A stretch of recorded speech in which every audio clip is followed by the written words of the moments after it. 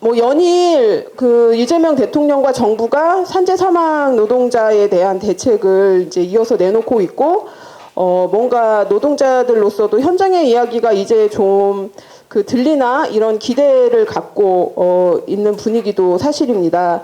한편에서는 현장에서는 여전히 계속 일을 하면서 죽어가는 노동자들이 있습니다. 그래서 토론회 시작 전에 간단하게 일어나실 수 있는 분들 일어나셔서 묵상하고 토론회 진행하겠습니다. 일하다 죽지 않는 그런 노동자들이 일하다 죽지 않는 세상 바라면서 잠시 묵상하겠습니다. 네, 묵상 바로 앉아주세요. 2주 전에 먼저 지금 6월 2일 사망한 태완화력 그 한전 KPS 김충현 노동자의 사망 이후 지속되어 온 한전 KPS 비정규직 노동자들의 투쟁에서 첫 번째 토론이 먼저 있었습니다. 그래서 당시에는 그 비정규직 노동자들의 그 불법 파견에 대한 제도적인 그 문제와 또 석탄화력발전소 폐쇄 후에 고용 문제까지 좀 폭넓게 다루는 토론회였고, 오늘은 조금 더 깊숙이 들어가서 지금 김충현 노동자 사망 후에 바로 이렇게 김충현 대책위에서 그 강릉과 태안의 비정규직 노동자들을 심층 인터뷰를 바로 진행을 했습니다. 정말 어떤 대책 활동이 요즘에는 그 이제 연대하는 단체들이나 이렇게 좀 예전보다는 사망에 대해서 좀 대처가 빨라진 것 같고, 그래서 그 35명의 인터뷰를 진행한 내용 중심으로 오늘 토론회를 진행할 건데, 먼저 앞부분에 그 토론 조사 결과에 대해서 정리하는 말씀들을 듣고 후에 바로 이어서 현장 비정규직 조합원들의 증언과 사례 발표를 듣는 식으로 2시간 진행하겠습니다. 네, 그래서 먼저 그 첫 번째 바로 시작을 하도록 하겠습니다. 세 분의 발제 먼저 들을 건데요. 지금 토론회 이 자료집에는 순서가 나와 있지는 않는데, 여기 그 첫 번째 한국노동안전보건연구소 조건희 활동가가 먼저 발표해 주시고, 두 번째로 이제 임용현 그 소장님이 해 주시고, 세 번째로 김영균 재단에서 해 주시고 하겠습니다. 맞죠? 네. 네. 상임 활동가. 네, 조금 천천히 하겠습니다. 네. 네, 그러면 먼저 첫 번째로 한국노동안전보건연구소 조건희 활동가의 발제 들을 건데요. 네, 지금부터 15분 앞에 진행자가 세고 계시다고 합니다. 그렇지만 좀 차분히 해주셔도 될 것 같아요. 네. 대책위에 함께하고 있는 한국노동안전보건연구소라는 건강권 단체에서 활동하고 있는 조건이라고 합니다. 이 실태조사 같은 경우는 아까 사회자께서도 말씀하셨지만 일단 여기 발표하는 3명, 그리고 대책위 함께하고 있는 전주희 석유인문사회연구실, 그리고 그 조희연 김용균 재단 동지께서도 보고서 작업에 함께 해주셨고, 그리고 무엇보다 35분의 이제 김충현 비정규직 노동자의 동료들, 한전 KPS 비정규직 지회의 노동자들께서 이제 이야기를 해주셨던 내용들입니다. 이런 이야기들이 발전소 2차 하청 노동자들의 여러 현실들을 드러내고, 그것이 드러내는 것에서 그치지 않고 실제로 현장들을 바꿔나가는 데 있어서 조금이라도 근거와 힘이 되었으면 좋겠다는 말씀을 먼저 드리겠습니다. 제가 먼저 맡아서 발표를 진행할 부분들은 2차 하청 노동자들의 어떤 의견들이 어떻게 묵살되는지, 그런 부분들을 좀 중점적으로 말씀을 드리려고 합니다. 예, 뭐 중대재해처벌법 등등 거치면서 산업재해 예방을 위한 현장의 안전보건 시스템 구축이 사회적인 과제로 대두되고 있습니다. 그러나 다른 한편으로는 이것을 약간 형식적으로 서류 작성해야지 정도로 수행한 기업들이 굉장히 많습니다. 발전소는 여전히 2차 하청, 1차 하청, N차 하청, 다단계 하도급 구조와 위험의 외주화가 굉장히 공고한 현장입니다. 이러한 공고한 현장들 속에서 서류나 안전관리에 대한 요구들은 하청 노동자들에게 전가되고 있었습니다. 그런 상황 속에서도 2차 하청 노동자들이 위험을 제대로 드러내면서 개선하기 어려웠던 구조들은 여전히 공고한 것 같습니다. 안전 관련된 서류들은 계속 작성을 해야 되고 보고를 해야 되는데, 정작 현장의 위험 요소들은 더 보이지 않게 되는 그런 아이러니한 결과들을 계속 보고 있었던 것 같습니다. 이미 김충현 노동자, 비정규직 노동자의 죽음을 통해서 이러한 부분들이 구조화되고 음지화되었던 위험들이 축적되었다라는 부분들은 이미 드러난 바 있습니다. 그러면 이것이 김충현 비정규직 노동자 한 명만의 이야기인가 했을 때 인터뷰 결과는 그렇지 않았다라는 점들을 같이 말씀드리면서 진행하겠습니다. 그래서 2차 하청, 일단 기본적으로 2차 하청 노동자들이었습니다. 2차 하청 노동자들이었고 인력 충원에 대한 이야기들이 사실 김용균 특조위 이후에도 수많은 투쟁들을 통해서 인력 충원의 필요성 이러한 부분들이 계속해서 강조되었습니다. 하지만 발전소 경상정비 하청 노동자들에게는 이런 인력 충원에 대한 흐름이 적용되지는 못했던 것 같습니다. 그러한 상황 속에서 굉장히 인터뷰를 했던 많은 노동자들께서는 감내해야 되는 높은 노동 강도에 대한 부분들을 굉장히 많이 이야기해 주셨습니다. 더하여 이제 배정되지 않은 호기 1, 4호기, 7, 8, 90 호기 이렇게 호기들이 배정이 되어서 기본적으로 일을 하고 계시는데 자기가 배정되지 않은 호기들을 오가면서 계속 왔다 갔다 하면서 업무를 수행해야 되는 상황들을 많이 이야기해 주셨습니다. 뒤에 발전소 폐쇄 파트에서도 좀 더 자세하게 이야기 나눠주실 것 같은데요. 사실 발전소가 2025년 12월부터 본격적으로 폐쇄됩니다. 태안화력 발전소 1, 2호기가 그때부터 폐쇄가 되는데 그런 폐쇄라는 어떤 흐름이 인력 부족을 방치할 수 있는 명분으로 작동하고 있는 상황들을 우리 노동자들께서도 일관적으로 이야기를 해주셨습니다. 그래서 계속 이렇게 인력이 상당히 부족한 상황에서 그런 높은 노동 강도를 감내하고 있다는 현실들은 한 번 더 확인할 수 있었는데요.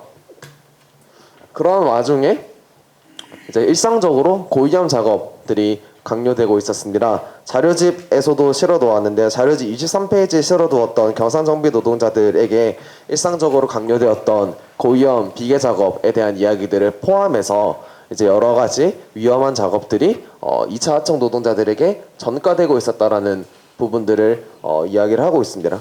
꼭 비계 작업뿐만이 아니라 예를 들어 수상태양광의 어떤 작업들 뭐 이런 아니면 비계를 쌓는 것, 해체하는 것 여러 가지 제가 인터뷰를 했을 때 발전소 2차 하청 노동자들은 어떤 작업이 위험하고 그것을 해결하기 위해선 설비 개선들을 포함해서 어떤 조치들이 취해져야 되는지를 굉장히 명확하게 알고 계셨습니다. 그러나 그런 의견들을 개진하기도 하셨습니다. 하지만 그런 것들이 여러 가지 이유로 잘 받아들여지지 못하는 그런 일상적인 그런 의견 묵살의 과정들을 겪고 계셨습니다. 원청인 서부발전 혹은 한전 KPS에 위험하다라고 이 작업이 위험하다라고 이야기를 합니다. 그렇다 하더라도 작업하라는 지시들을 거부할 수는 없는 2차 하청 노동자들의 위치성이 굉장히 크게 작동하고 있었습니다. 그런 상황 속에서 최대한 조심해서 쌓는 정도의 자구책이 현재 2차 하청 노동자들이 안전과 관련해서 취할 수 있는 거의 유일한 현장에서 자구책으로 취할 수 있는 방법이었습니다.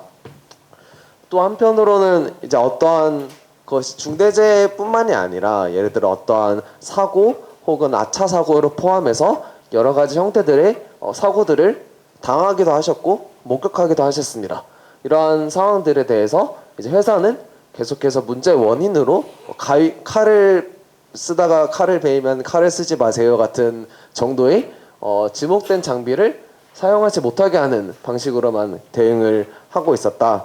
그래서 이런 경상정비 노동자들은 원청 서부발전 그리고 한전 KPS가 현장의 어떤 근본적인 개선에는 좀 무관심하고 오직 사고 발생 자체를 약간 회피하려는 데만 좀 주목하는 게 아닌가라는 의심들을 그런 의심이기도 하고 한편으로는 그러한 추측 한편으로는 사실인 것도 있는 것 같습니다. 그런 것들을 전반적으로 겪고 생각하고 계셨습니다. 김영규 특조위 권고안을 잠깐 들고 왔습니다. 사실 위험성 평가에 대한 이야기들을 김영규 특조위를 포함해서 굉장히 많은 곳들에서 진행을 하고 있습니다. 김영규 특조위에서도 이런 얘기를 합니다. 해당 작업에 노동자가 참여해야 된다. 경상정비 작업 노동자 모두를 포함해서 발전소 내에서 설비의 운영과 관련되는 공정이 누락되면 안 된다라는 이야기들을 이미 권고안으로 진행을 한 바 있습니다. 그리고 이러한 부분들에 대해서 사실 한전 KPS 같은 경우도 뭐 그런 계약서나 이런 것들을 통해서 형식적으로는 이런 것들을 하고 있는 것들은 확인을 할 수 있었습니다. 예를 들어 그런데 아까 제가 서두에서도 말씀드렸다시피 한전 KBS 비정규직 노동자들은 이러한 어떤 위험에 방지할 수 있고 예방할 수 있고 드러내서 위험을 방지할 수 있는 위험성 평가라거나 TBM이라거나 등등 여러 안전보건 체계들이 실질적으로 현장에서 작동하지 못하고 있는 것이 아니냐라는 이야기들을 계속 하고 계셨습니다. 김충현 비정규직 노동자의 사망 사건에서도 이런 것들이 확인되었는데요. 김용균 노동자의 죽음 이후에도 태안을 발전소의 컨베이어 벨트에는 그런 방호울들이 빠짐없이 설치되었습니다. 그러나 감김 사고가 발생하는 선반 회전체에 대해서는 김충현 노동자의 죽음에서 드러났듯이 장치는 마련되지 않았습니다. 선반 회전체 작업은 여전히 위험 작업으로 포함되지 않았습니다. 김충현 노동자 TBM 문서 계속 작성했습니다. 위험성 평가도 하셨습니다. 그러나 TBM 문서라고 하지만 TBM 문서는 김충현 노동자 혼자 작성했고 그 이후에 서명받으러 갔다라는 이야기들은 이미 드러난 바 있습니다. 그리고 그것은 김충현 비정규직 노동자만이 겪었던 문제가 아니었다라는 것들도 인터뷰들을 통해서 확인할 수 있었습니다. 이러한 현장 서류들이 불필요한 서류 작성이라거나 책임 면피를 위한 그런 작업들로 인식을 하고 있었습니다. 사실 위험성 평가와 같은 그런 것들에 있어서 핵심은 우리 김용균 특조위 권고안이나 여러 자료들을 통해서도 확인할 수 있듯이 현장 노동자들의 실질적인 참여 그리고 의견이 반영되어서 그것이 현장을 실제로 바꿔나가는 것 그것이 핵심일 것 같습니다. 그런데 그것이 현장에서는 적어도 발전소 2차청 현장에서는 그렇게 적동하지 않는 것들을 확인할 수 있었습니다. 김충현 노동자의 죽음에서 위험성 평가와 관련돼서 또 다르게 제기되었던 쟁점이 위험성 평가의 점수가 3점 정도로 낮게 책정되어서 위험성이 낮으니까 괜찮다라는 명분으로 거꾸로 활용되었던 그런 결과들을 이미 김충현 노동자의 죽음으로부터 저희는 확인할 수 있었습니다. 마찬가지였던 것 같습니다. 위험성 평가에 대해서 이제 우리가 현장 노동자들과 인터뷰들을 했을 때 이제 GB라고 적혀져 있던 분이 핵심 내용일 것 같은데요. 그 평가에서 어느 수치가 넘어가면은 그걸 보완해야 된다. 돈 들어가니까 그 밑으로 계속 체크하도록 유도를 한다라는 이야기들을 해주셨습니다. 사실 이러한 작업들을 이러한 부분들에 대해서 계속해서 확인을 할 수 있었습니다. 또 한편으로는 이제 관리 감독자에 대한 이야기들도 빼놓을 수 없을 것 같습니다.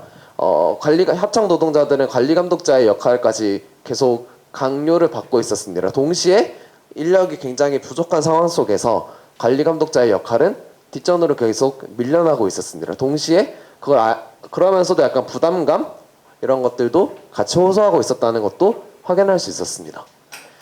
이게 한전 KPS가 자료집에도 있는 내용인데요. 한전 KPS가 하청업체와 체결하는 안전계약 특수조건의 계약서 일부입니다.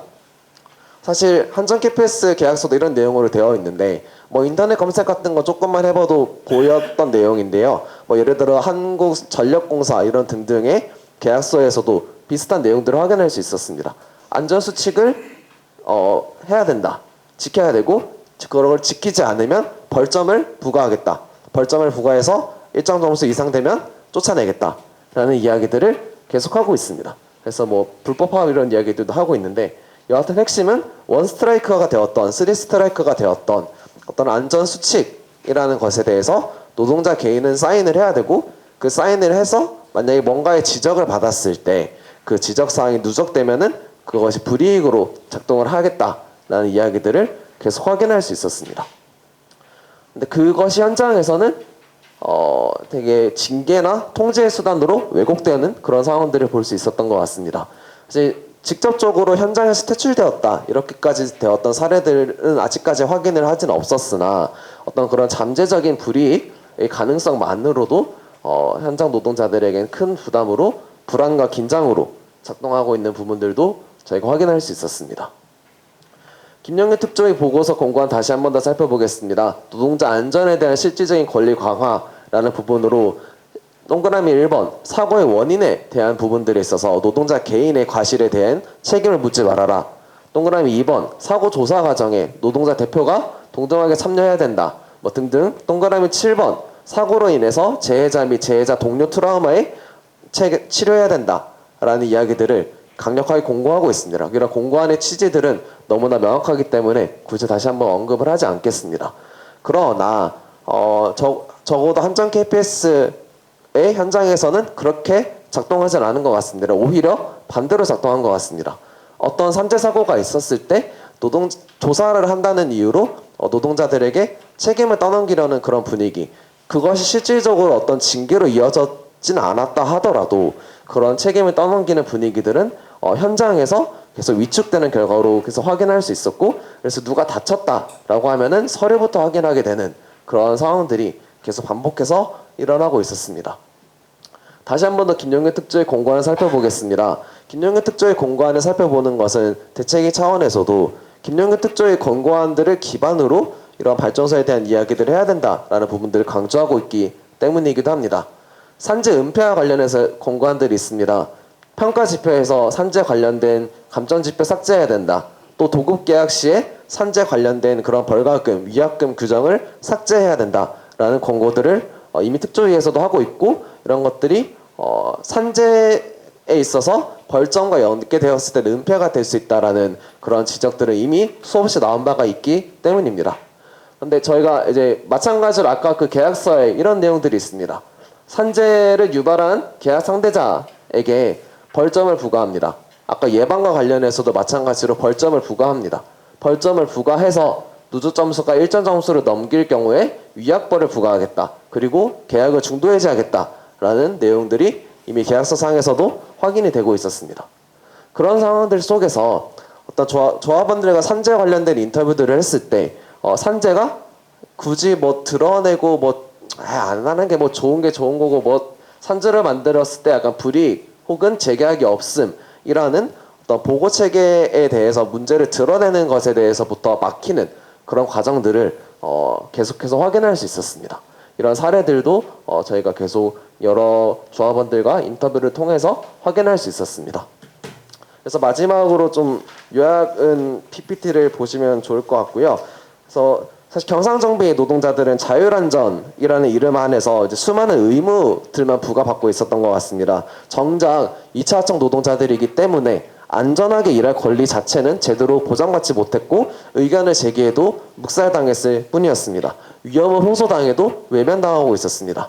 그렇기에 노동자들이 어떤 징계나 규제, 처벌에 대한 두려움 없이 실제로 위험을 자유롭게 이야기할 수 있는 환경들을 마련을 해 나가야 됩니다. 그걸 통해서 작업 환경이 실제로 개선될 수 있고, 위험을 이야기하는 노동자의 의견이 실제로 반영될 수 있어야 됩니다. 그런 신뢰를 제공하는 책임은 1차적으로 서부발전 그리고 한전 KPS가 져야 된다는 것이라고 생각합니다. 이것으로 발제를 마치겠습니다. 제가 아까 저 소개를 안 한 것 같습니다. 너무 서둘러서. 네, 저는 노동건강연대 활동가 전수경입니다. 네, 지금 현장에서 사실은 현장을 가장 잘 알고 계시는 분들이 본인들의 현장 이야기를 다시 한번 좀 정리된 상태로 화면으로 보시면서 조금 더 지금 현장의 여러 가지 일들을 더 많이 좀 상세하게 얘기하고 싶으실 수도 있고 그럴 것 같습니다. 근데 지금 그 발제에서 알 수 있다시피 현장에서 가장 많이 느끼시겠지만 제도가 만들어질수록 어떤 역설이 일어납니다.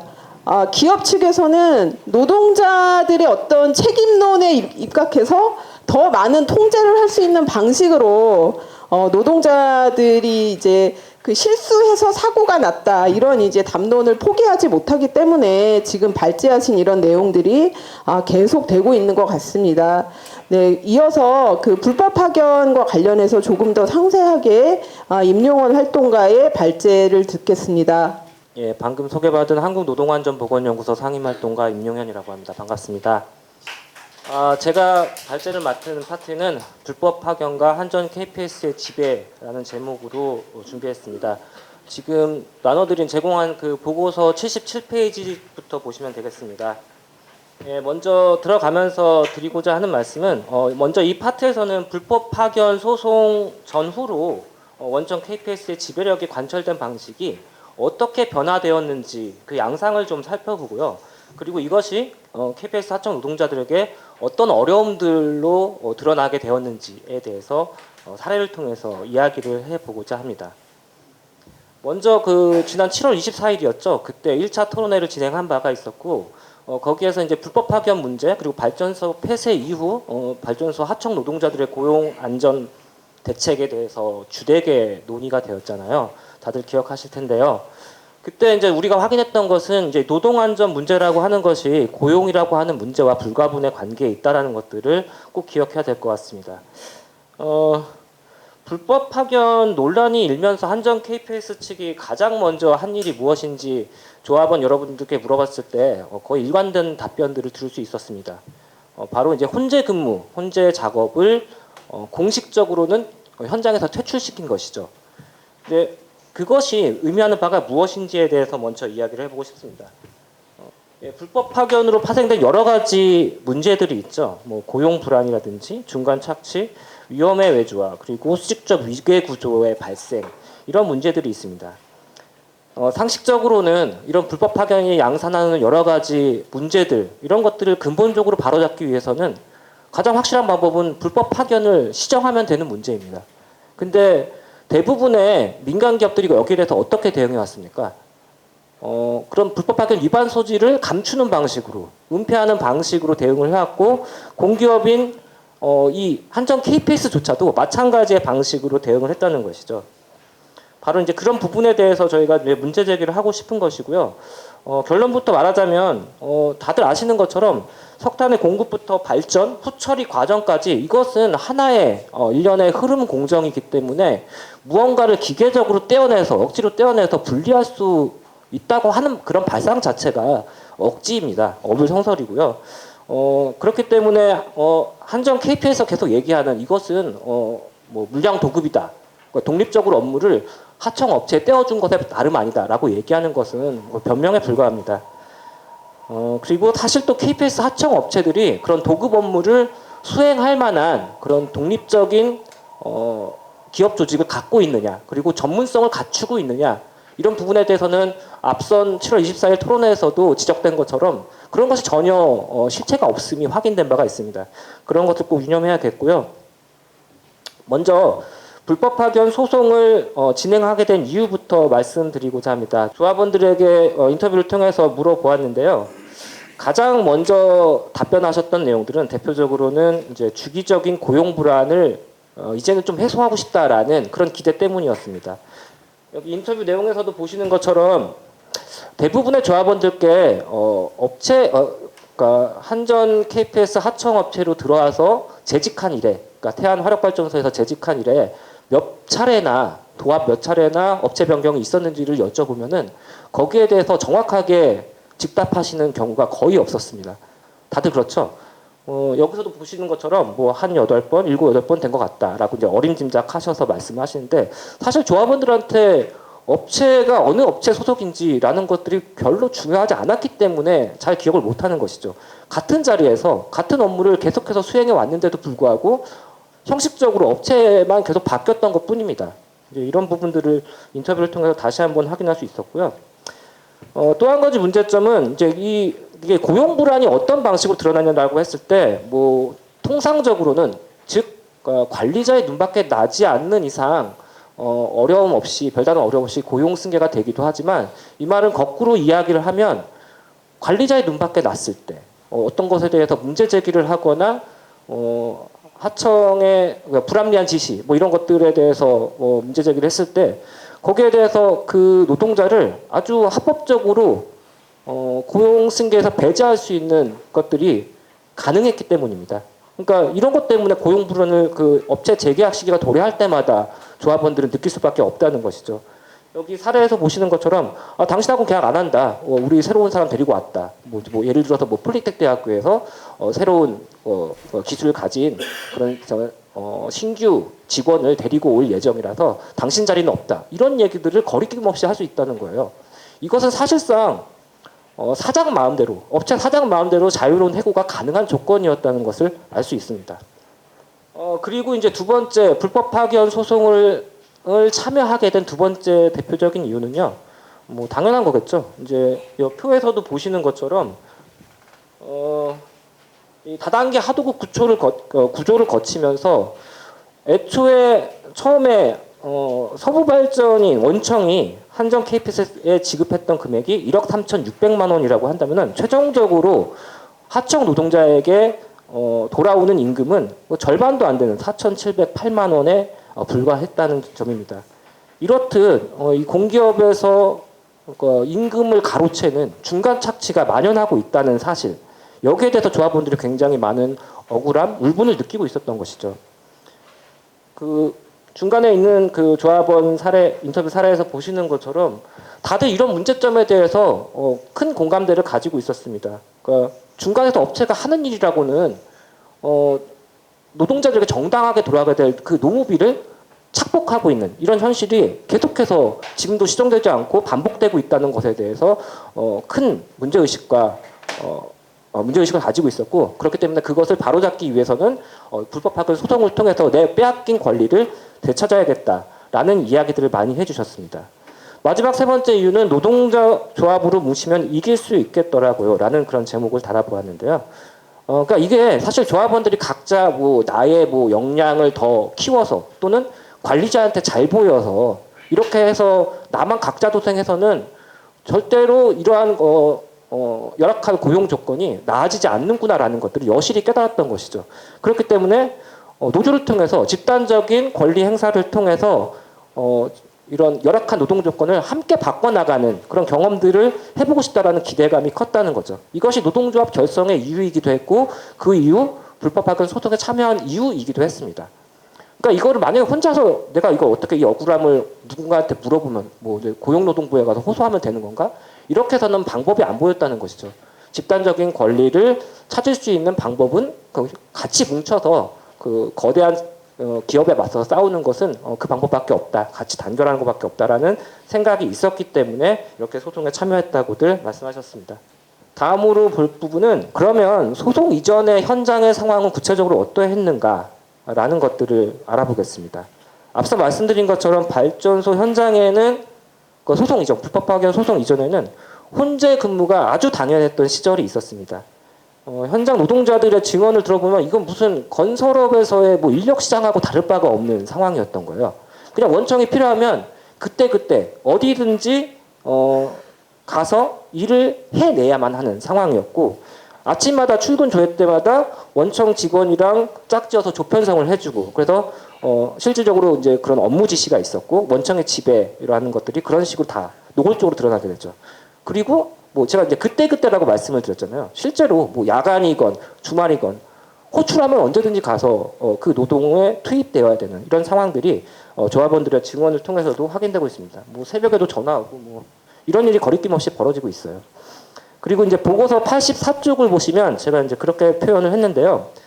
하나의 작업 집단을 이뤄서 공동 작업을 할 때 어떤 소통과 협력을 기대할 수 있으려면 가장 중요한 것은 바로 수평적 관계가 전제돼야 한다는 점입니다. 작업에 대한 결정권이 어느 일방에 주어진다면 다른 일방은 어떻게 될까요? 그냥 그저 동원되고 통제되는 대상일 뿐인 거죠. 그렇게 되면 당연히 이제 업무상 위계 구조가 발생할 수밖에 없는 것이고, 이때 그 시절에는 많은 KPS 하청 노동자들이 그 원청의 갑질에 대해서 호소하셨습니다. 이 얘기는 이제 그 뒷부분에서 다시 한번 제가 자세히 다룰 건데요. 아무튼 이제 원청의 그런 일방적인 업무 지시나 통제에 수행되는 그런 과정을 겪으면서 하청 노동자들은 그 일에 대해서 어떤 결정권이나 통제력을 행사할 수가 없었다는 거예요. 그렇기 때문에 뭐 이런 구조 속에서 하청 노동자들이 이 일을 통해서 어떤 성취감이나 보람을 겪을 수 있었을까요? 그런 걸 맛볼 수 있었을까요? 당연히 그렇지 못했던 것입니다. 앞서 말씀드린 것처럼 그리고 제목에서도 보여지듯이 하청 노동자에게 충분한 권한도 보상도 주어지지 않고 있기 때문이라는 거죠. 혼재 작업의 이제 또 다른 이면은 바로 이것도 이제 7월 24일 토론회에서 나왔던 얘기이기도 한데요. 그러니까 합청업체라고 하는 게 정말 껍데기뿐이더라라는 것들이 드러났다는 것입니다. 뭐 예를 들어서 이제 뭐 하다못해 뭐 공구함부터 작업차까지 시설과 장비 자재는 모두 원청의 소유였고요. 인터뷰 사례는 보시면 될 것 같고, 그러면 이 KPS의 재하청 업체를 운영하는 사장 혹은 최고 관리자인 뭐 소장 이런 사람들은 어떤 전문성을 가지고 있을까? 당연히 이제 그런 의문이 들잖아요.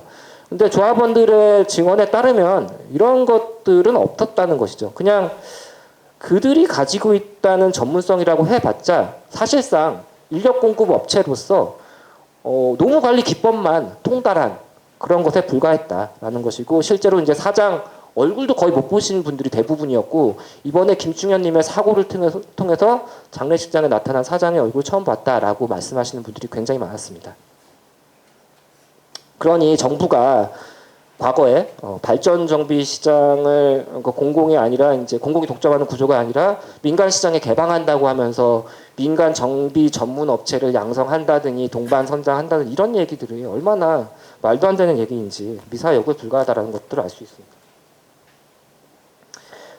이 파트는 그 김영균 재단의 조현 상임명 활동가가 쓰신 가장 그 자료 마지막 부분에 있는 4번 파트 의뢰서 노동조합 결성으로라고 하는 파트에서 가져온 내용들입니다. 그러니까 원청의 갑질이 얼마나 심각했는지 대표적인 사례를 통해서 말씀드리고자 하는 건데요.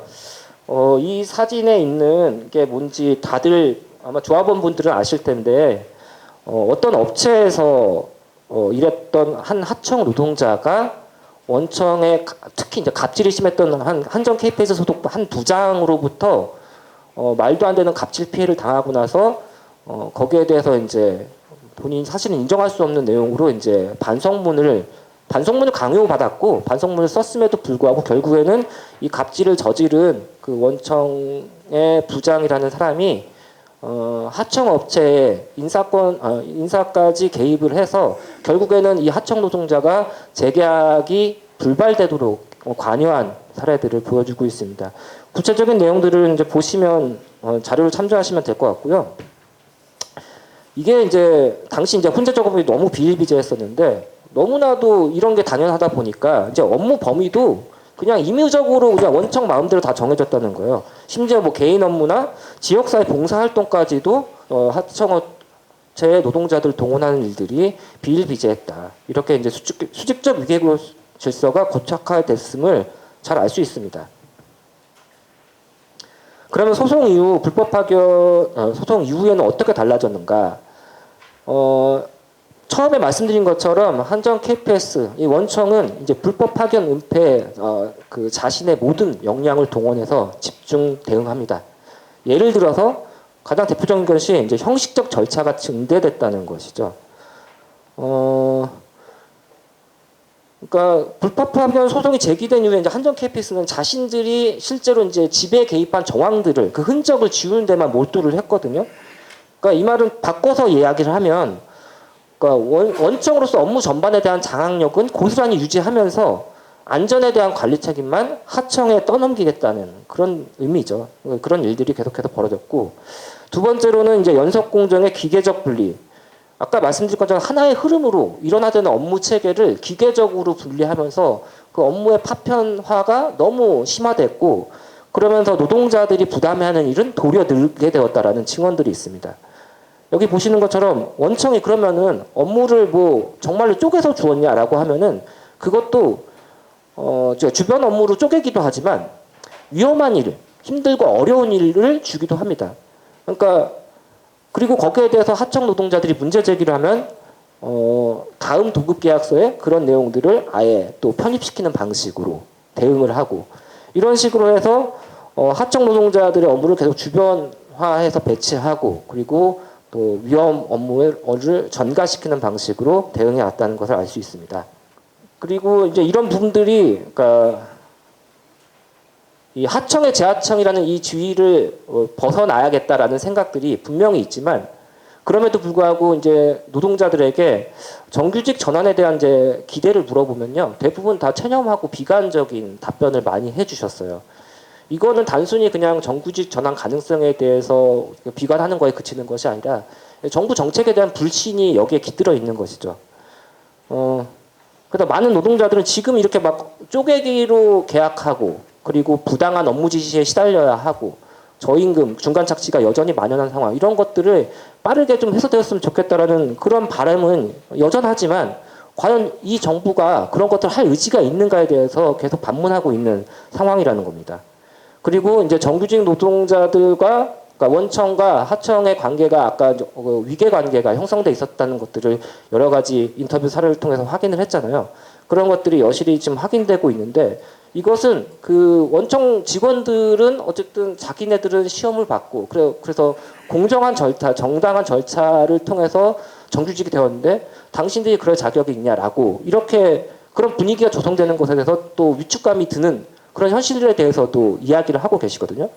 근데 이거는 다시 한번 생각해 보면 한전 KPS 원청이 그런 불법 파견을 통해서 초과 이윤을 거두고 노동자들을 저비용으로 그 위험 작업에 이렇게 투입했던 이런 과정들은 그런 불법들을 저질렀기 때문에 하청 노동자들은 당연히 정규직 전환을 통해서 그런 것들을 그 빼앗긴 권리들을 되찾을 수 있는 자격들이 충분히 있습니다. 그럼에도 이런 것들을 노노 갈등 양상으로 공정성 그런 논란을 통해서 노노 갈등 양상을 방치하고 있는 것도 저는 분명히 정부에게 책임을 물어야 된다고 생각합니다. 요약하면 그렇습니다. 그런 반복되는 고용 불안과 중간 착취의 문제 이런 것들을 해소하기 위해서 노동자들은 노동조합을 결성하고 그리고 불법 파견 소송에도 참여했습니다.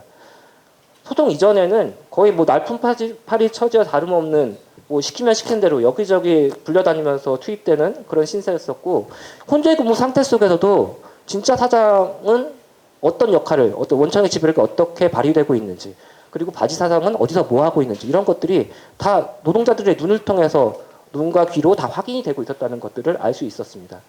소송 이후 원청이 그런 불법 파견 정황들을 지우기 위해서 여러 가지 뭐 서류 작업들 이런 것들을 통해서 그런 절차들을 새롭게 만들었지만 그 와중에도 여전히 원청의 지배력은 공고했습니다. 그런 문제들이 나타났고 연속 공정의 이제 기계적인 분리를 통해서 하청 노동자들에게 더 많은 일들이 가중되고 있는 그런 부조리한 현실도 확인할 수 있었습니다. 그래서 이제 이 불법 파견과 관련된 문제들을 어떻게 우리가 얘기해야 될까라고 했을 때 이것은 노동자의 당연한 권리이고 평등과 존엄을 위해서 우리는 이런 것들을 당연히 얘기할 수 있어야 된다라는 것으로 마무리하겠습니다. 시간이 이제 지나갈수록 저희 오늘 이 토론회를 이제 감독하고 계시는 전주희 연구자의 표정이 근엄해지고 있어서 네, 조금 이제 속도를 내보겠습니다. 아무래도 이런 불법 파견 중간 착취가 공기업에서 계속되어 왔다는 것이 사실 핵심인 것 같습니다. 그 이전에 민주당 정권에서 한 가지를 해결할 수 있었다면 저는 적어도 이 공공 영역에서부터의 중간 착취 구조이고 이것은 정부의 의지로 얼마든지 해결할 수 있는 것이고 산재 사망은 그 마지막 결과물로 산재 사망이 되는 것이지 사실 그 앞에 이런 불평등한 권력 관계를 방치한 채로 사망을 막아라? 이것은 가능하지 않겠죠. 지금 마지막 그 발제로 김영균 재단의 예진 활동가가 다시 한번 공공 영역에서 벌어지고 있는 이런 에너지 정책에 의해서 석탄화력 발전소 폐쇄를 앞두고 있고 또 역시 그에 대해서도 가장 먼저 비정규직 노동자들에게 그 불안이 다가가고 있는 상황에 대해서 말씀해 주시겠습니다. 김영균 재단 상임활동가 예진입니다. 먼저 이번 장의 의미를 강조하면서 시작을 하려고 하는데요. 발전소 폐쇄나 정의로운 전환에 대한 얘기는 굉장히 많이 나오고 있지만 2차 하청 노동자를 대상으로 해서 이 정도 규모의 질적 조사를 진행한 건 처음이고요. 폐쇄나 해고 이후가 아니라 폐쇄나 해고를 마주한 지금 현재 시점에 노동자들의 얘기를 들을 수 있었다는 점도 의미가 있다고 생각을 합니다. 그리고 이제 기존에 확인했던 1차 하청과의 차이점도 있는데요. 이걸 중심으로 해서 발전소 폐쇄를 앞두고 노동자들이 느끼는 감각, 그리고 대응 과정, 영향을 살펴보겠습니다. 52페이지에 있는 표처럼 올해부터 이제 태안화력발전소에서 순차적으로 폐쇄가 시작이 되는데요. 근데 정부도 그렇고 발전사도 그렇고 일자리나 지역경제, 생존의 위협에 대해서는 해결책을 제시하지 않고 있습니다. 그래서 발전소 노동자들은 극심한 고용 불안을 호소하고 있었는데요. 네, 53페이지를 보면은 앞에서 이제 설명을 해주셨지만 2차 하청 같은 경우에는 굉장히 이제 이미 폐쇄 이전에도 고용 불안을 안고 있습니다. 자세한 사례를 하나 소개해드리고 싶은데요. 이제 보통은 이게 통상적으로 고용이 유지되어 오지만 고용 재계약이 되지만 공사비나 회사 성향에 따라서 해고가 되는 경우도 있단 말이에요. 이제 아래 한전 KPS 임원 출신인 사장이 운영하던 PMP라는 업체가 들어왔을 때의 사례가 있습니다. 이때 이제 공사비를 이유로 그 금액을 엄청 줄였고 노동자들이 이에 항의하니까 너무 거세게 항의한 사람들이나 아니면은 뭐 재계약 가계약이라고 속여서 서명을 하게 했을 때 하지 않은 사람들한테는 문자로 해고를 통보했습니다. 김충현 노동자가 퇴사한 시점도 이때로 확인되고 있고요. 네, 이런 상황을 마주하다 보니까 매년 이제 재계약을 하니까 그게 뭐 당연하게 받아들여지기도 하면서도 이게 계약이 될까? 뭐 돈은 어떻게 되는 걸까? 해고되는 거 아닐까? 이런 불안이 사라지는 건 아니었습니다. 이거는 이제 태안만의 사례는 아닌데요. 인천에서도 재계약 시점에 3명을 해고한 적이 있었고요. 강릉에서도 더 적은 인건비를 줄 수 있는 노동력으로 대체하려고 7명 중에 4명에 대한 재계약을 거부했던 사례가 있었습니다. 이렇게 2차 하청 업체는 노동자의 고용을 책임지지 않고 오히려 위협하는 존재인데요. 그런 상황에서 발전소 폐쇄라는 것을 마주하니까 여기에 중첩돼서 고용 불안이 심화되는 겁니다. 업체는 뭐 일감이 줄어들면 떠나겠지만 남아있는 노동자들은 그 책임을 온전히 져야 하는 거죠. 55페이지에 보시면 노동자들은 이제 일자리가 폐쇄된다는 사실을 소문으로 알게 됐습니다. 현장의 주체로 여겨지지 않았던 건데요. 아무도 신경 쓰지 않아서 이 발전소 폐쇄의 직접 당사자인 이 사람들이 가장 늦게 소식을 알게 됐습니다. 사실상 이들에게는 일자리를 그저 일자리 폐쇄를 통보한 것으로 받아들여질 수밖에 없었습니다. 그래서 처음에는 대체로 믿을 수 없었다는 이야기들을 많이 해주셨는데요. 시간이 지나면서 점점 이제 올해가 됐고 그리고 앞에서 보령이나 삼천포에서도 조기 폐쇄가 이뤄지니까 이게 점점 현실이 되고 체감하기 시작했습니다. 대체로는 고용 불안을 크게 호소하긴 했지만 반응에는 조금씩 차이가 있는데요. 크게 3가지의 특징을 잡아봤습니다. 첫 번째는 57페이지에 있는 체념하는 이들입니다. 어쩔 수 없다. 나가라면 나가야 되지 않겠냐. 다른 거 찾아야지. 이렇게 덤덤히 얘기하는 분들도 계셨는데요. 이분들의 반응이 뭔가 이직하거나 이런 다른 대안이 있어서 쉽게 얘기하는 것 같기도 하지만 이제 그렇게 보이기도 하지만 사실 이들에게는 다른 선택지가 없다 이렇게 보여졌습니다.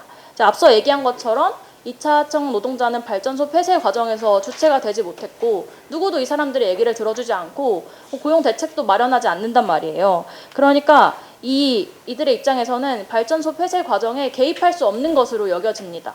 그래서 이미 고용이 안정적이지 않고 2차 하청 노동자는 폐쇄하면 인원 감축을 할 텐데 그럼 내가 뭐 어떡하겠냐 이런 식의 체념인 거죠. 사실 이거는 오히려 고용유지라는 선택지가 삭제된 결과라고 해석할 수 있을 것 같습니다. 두 번째는 58페이지에 있는 기대하는 이들입니다. 발전소가 폐쇄돼도 어쨌든 이곳에 남아있을 수는 있을 거다 이렇게 얘기하는 분도 계셨는데요. IC 같은 경우에는 평생을 발전소에서 일했고 다른 곳에 가도 적응할 자신이 없다 이렇게 얘기를 했습니다. 어떻게 해서라도 발전소에 남아있고 싶다는 건데요. 폐쇄돼도 곧바로 발전소 건물이 사라지는 건 아닙니다. 보령 같은 경우에는 방치 중이고 삼천포도 여전히 다른 호기와 연계해서 관리를 하고 있어요. 그래서 이 발전을 멈춘다고 해도 이 안에 갈 곳은 있을 거다 이렇게 기대를 하는 겁니다. 이제 그것도 만약에 안 되면 다른 소규모 영세 업체들, 더 인력난에 시달리는 사람이 더 찾지 않는 그런 곳들은 남아있을 거다. 거기 가서라도 나는 발전소에 있고 싶다 이런 씁쓸한 기대를 하고 있는 거였습니다. 마지막으로는 이제 대부분이 해당되는 59페이지에 있는 막막한 이들인데요. 대부분은 이제 고용 불안을 극심하게 호소하고 있었습니다. 잠도 제대로 못 자고 운전도 할 수 없다 이렇게 얘기해 주시는 분도 계셨는데요. 밑에 있는 BAC나 다음 페이지에 있는 CC의 얘기처럼 대책도 없이 폐쇄하고 인원 감축한다고 하니까 불안한 건 당연할 수밖에 없겠죠. 네, 각자 이직을 해야 하는 상황에 대한 부담도 컸습니다. JC는 지금도 임금이 낮은데 사실 20년을 일해서 이 임금을 맞췄다는 거죠. 근데 이제 아예 새로운 시작을 하게 되면은 이거보다 당연히 임금이 낮아질 수밖에 없을 거고 그리고 나이 40, 50 돼서 어떻게 새로운 시작을 하겠냐 불안하다 이런 얘기들을 해주셨고요. KBC 같은 경우에도 이미 오랜 시간 적응했는데 익숙한 공간을 떠나는 게 굉장히 두렵다는 얘기를 해주셨습니다. 그러니까 나이나 경력, 임금 이런 문제들로 인해서 스스로 대안을 찾기도 어려워진 상황인 겁니다. 다음 페이지를 보시면 이거는 이제 가족까지 확장이 되는데요. 노동자들의 임금이 주 수입원인 경우에는 가족의 생계에도 엄청나게 큰 직접적인 타격이 되겠죠. 그래서 이 모습을 보면 가족들은 불안해하는데 그걸 보는 노동자들은 또 내가 잘못한 게 아닌데도 죄인이 되는 그런 상황을 겪고 있었습니다. 자세한 내용은 이제 사례를 봐주시면 될 것 같고 62페이지에 있는 발전소 폐쇄에 대한 대응으로 넘어가 보겠습니다. 어쨌든 이런 상황에서 노동자들은 자구책을 찾으려고 노력을 했는데요. 하지만 선택지는 태안으로 한정이 됐습니다. 노동자들은 태안에서 나고 자랐거나 아니면 태안, 인근에 있는 서산에 자리를 잡은 사람들이었는데요. 이들의 삶이 이미 태안에 있는 거죠. 그래서 본가가 여기고 부모님이 계셔가지고 농사 짓는데 도와드려야 해서 아니면 부모님을 돌봐야 해서 아니면 자녀들이 학교에 다니고 있어서 이주하기에는 어렵다고 이야기를 합니다. 태안을 떠날 수 없다고 전제하게 되면은 선택지가 더욱 한정되는데요. 태안에는 농업이나 관광업을 제외하면 다른 일자리가 별로 없습니다. 발전소는 그 중에서 되게 안정적인 직장에 속하는 편인 거예요. 알바하다가 일 잘하면 소개해줘가지고 아니면 친구가 자리 나면 귀뜸해줘가지고 들어오는 괜찮은 지역 일자리였습니다. 그래서 이제 여기에서 떠났을 때 새로운 대안을 찾기는 굉장히 어려워지는 상황인 거죠. 근데 이거를 온전히 좀 자유로운 선택이라고 보기에는 어려웠는데요. 63페이지에 있는 OBC의 사례를 보면요. 태안에는 갈 곳이 없고 근데 조건이 좋으면 내가 서울에라도 가겠지만 그럴 가능성 없다 이렇게 얘기를 해주셨습니다. 지금도 열악하긴 한데 밖에 나가서는 더 열악할 것이라고 예측을 하는 거죠. 그래서 노동자들은 이런 감정들로 인해서 이런 판단들로 인해서 태안에 남기로 결정을 하게 되는데요. 이거는 이제 고향이나 터전, 내가 살아온 곳을 떠나지 않겠다, 내가 자리 잡은 곳을 떠나지 않겠다 이런 애정이기도 하면서도 동시에 이제 대안 없이 뭔가 막막한 상황에서 형성된 자기 조건, 자기 제약이기도 한 것 같았습니다. 네. 그래서 이제 이 한정된 범위 안에서 노동자들은 나름의 대안을 찾고 있었는데요. 폐쇄 이후에는 알아서 준비해야 된다 이런 분위기들이 형성이 되는 거죠. 10년 이상 일했는데 자격증 없으면 되겠냐, 폐쇄되면 누구부터 해고할 것 같냐, 자격증 없으면 해고될 거다, 이런 얘기들이 오가기 시작하니까 노동자들은 그 압박감에 이기지 못하고 자격증 취득을 준비했습니다. 김충현 노동자도 이때 굉장히 많은 폐쇄와 미래에 대한 고민으로 자격증을 취득한 걸로 알려져 있는데요. 하지만 이제 실제 취득으로 이어진 경우는 많지 않았습니다. 이게 일하면서 하기가 어렵기도 하지만 이게 바로 자격증을 딴다고 해서 고용이 보장되는 게 아니잖아요. 그러니까 점점 의미가 상실되는 거죠. 64페이지에 있는 PC의 얘기처럼 자격증을 따서 알아서 니네가 살 길 찾아서 나가라 이런 얘기밖에 안 되기 때문에 노동자들이 보다 적극적으로 이유까지 연결되지 않는 것 같습니다. 태안군에서도 그렇고 충남경제진흥원에서도 그렇고 교육비를 지원하는 사업을 하더라고요. 인터뷰 중간에도 이게 계속 홍보 문자가 왔습니다. 근데 신청자가 그리 많지 않은 걸로 알고 있는데요. 이게 사실은 지금 노동자들한테 필요한 거는 교육에 대한 해답이지 30만 원, 100만 원 이렇게 돈 지원해 주는 게 아니란 말입니다. 그래서 이제 이런 본질을 외면한 채 복지적으로 이런 정책을 펼치니까 노동자들은 분노할 수밖에 없는 것 같습니다. 그래서 66페이지에 있는 동종업계로 이직, 1차 청업체나 자회사 같은 동종업계로 이직을 고민하는 사람도 있고 그 다음 페이지에 있는 것처럼 67페이지에 있는 것처럼 농사나 자영업 이런 새로운 분야까지 고민을 하는 분들도 계신데요. 하지만 이것도 이제 쉽지는 않은 상황입니다. 68페이지의 발전소 폐쇄의 영향으로 넘어가서 결국 이제 그런 고민만 안고 있는 가운데 1호기 폐쇄가 이제 눈앞으로 다가왔습니다. 이제 한정 KPS 비정규직이 담당하는 호기는 145기, 785기, 90호기 이렇게 되는데요. 이제 계산을 하게 되는 거죠. 삼시는 13명이니까 1.5명 나가야겠구나. ONM은 한 팀에 1명 정도는 나가야겠구나. 이런 식의 계산을 하게 됩니다. 그래서 이제 GAC 얘기처럼 되게 잔인한 같이 일하는 사람들끼리 싸움 치는 눈치 게임이 시작이 되는 겁니다. 그래서 여기에서 불안은 개별화되고 겉으로 드러나지 않는 경쟁이 펼쳐지고 있었습니다. 사실 이제 누가 일자리를 잃고 싶겠습니까? 모두 다 자기의 일자리를 지키고 싶으니까 그 안에서 나만 아니길, 내가 아니길 이렇게 바라게 되는 것 같습니다. 이것도 이제 재배치에 여력이 없는, 그래서 누군가는 나가야 하는 2차 하청의 특징이라고 볼 수 있을 것 같은데요. 아래 145기랑 90호기의 이야기처럼 각자 이제 좀 상반된 얘기를 합니다. 그러니까 원래는 호기별로 나눠서 계약을 하다가 현재는 통합 계약을 하는데 어쨌든 담당은 여전히 구분이 되어 있단 말이죠. 근데 1호기가 폐쇄되니까 145기에서는 그래도 통합계약인데 우리가 나가야 되는 건 아니지. 90포기에서는 1호기 폐쇄하는 건데 저기서 나가겠지. 뭐 이런 식의 생각을 하게 된다는 거죠. 사실 이거는 내 일자리를 지키고 싶어서 어쨌든 뭔가 근거를 찾는, 내가 아닐 거라는 근거를 찾게 만드는 과정이라고 생각을 했습니다. 이 와중에 회사는 70페이지로 넘어가서 이 와중에 회사는 자발적인 것으로 포장된 비자발적인 퇴사를 유도하는데요. 돈은 일단 줄여놓고 월급을 쪼개서 너네 사람들을 지키던지 아니면 누구 한 명 나가던지 결정해라. 이런 식으로 자율적인 것처럼 포장해서 얘기를 하는 겁니다. 태안에서도 이런 방식으로 퇴사가 이루어졌고요. 옆에 넘어가서 인천을 보면은 인천에서도 정년이 따로 없는데도 이걸 핑계로 재계약을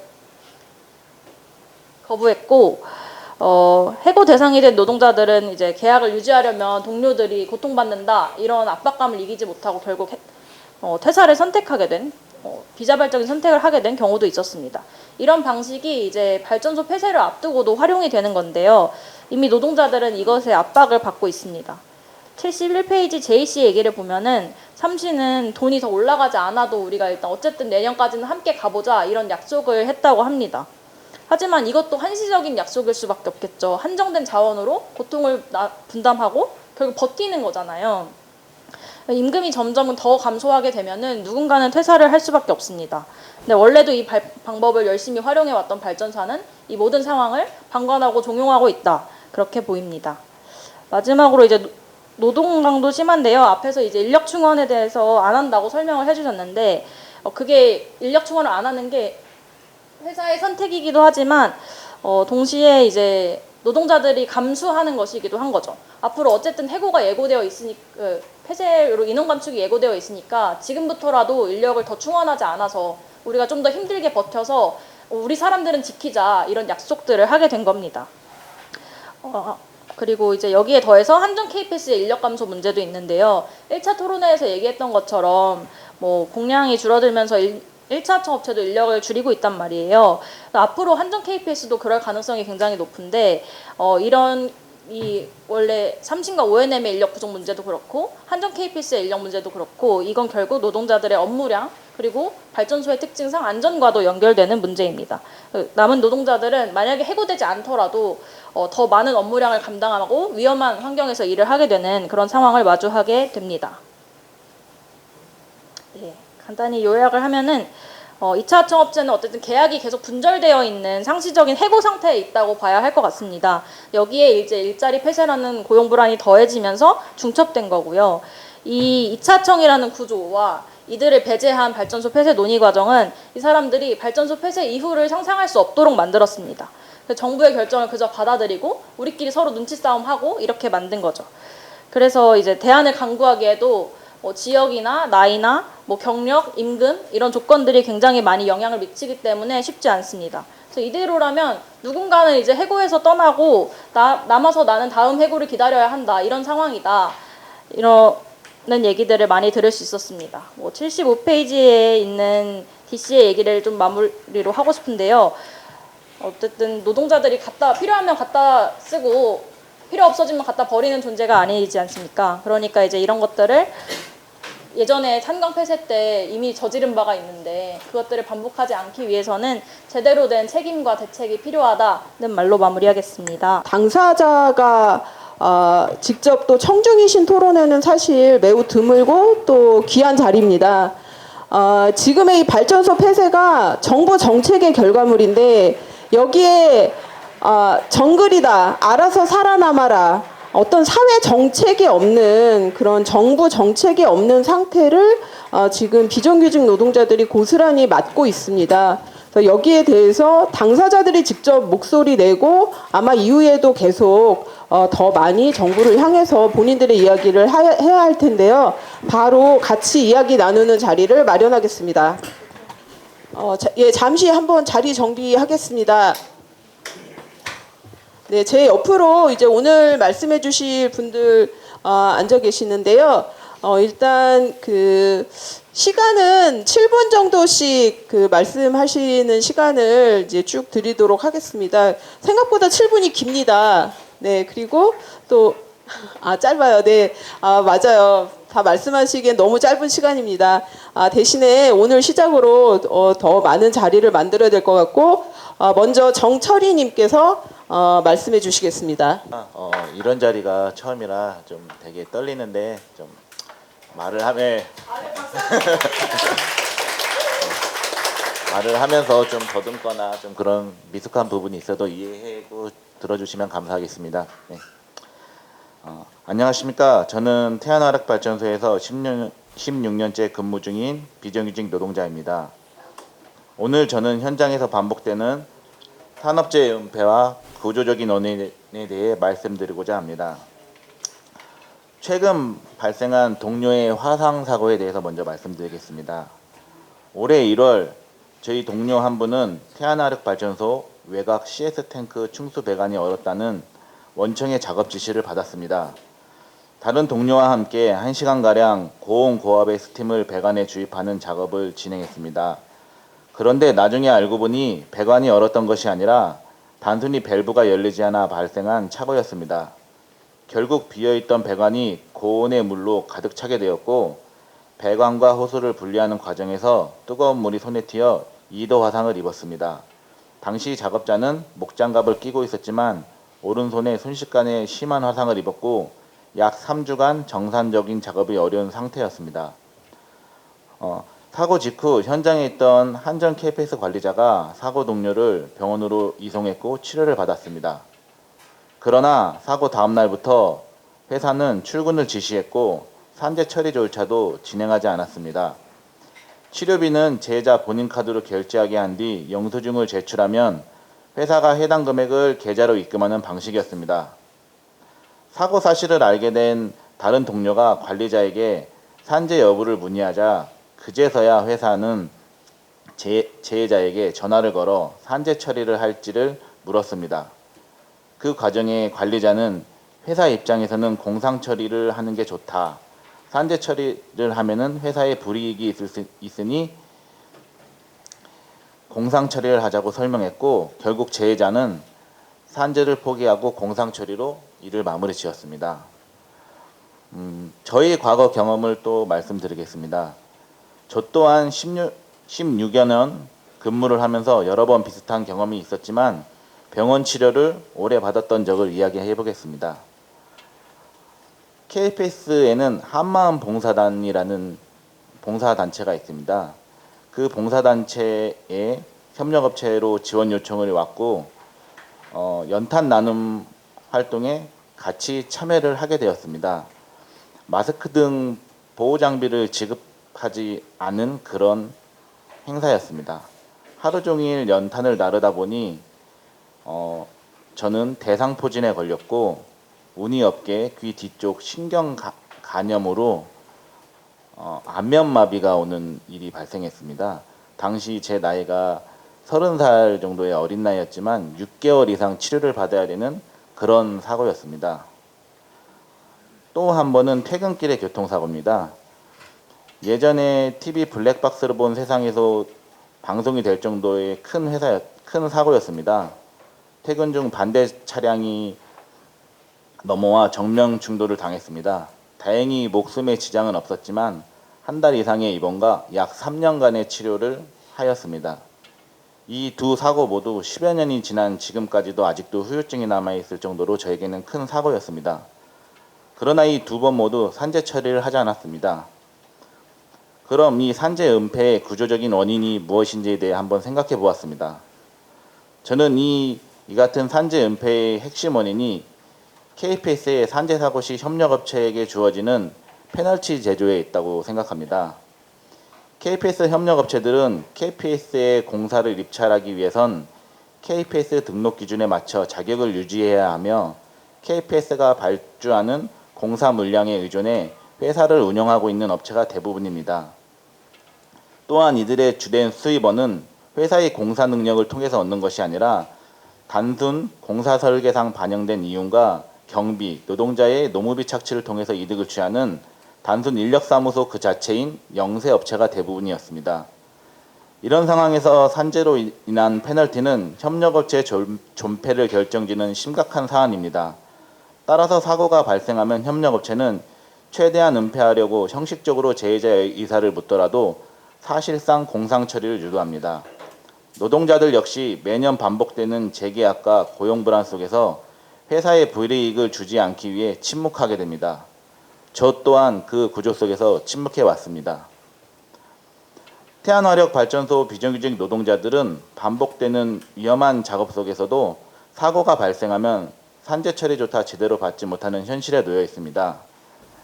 산재 은폐의 구조를 깨기 위해서는 첫째, 산재 페널티 제도의 전면 재검토, 둘째, 협력업체의 고용, 계약 구조 개선, 셋째, 재해신고 및 치료 보장을 위한 독립적 감시 체계 마련이 시급하다고 생각합니다.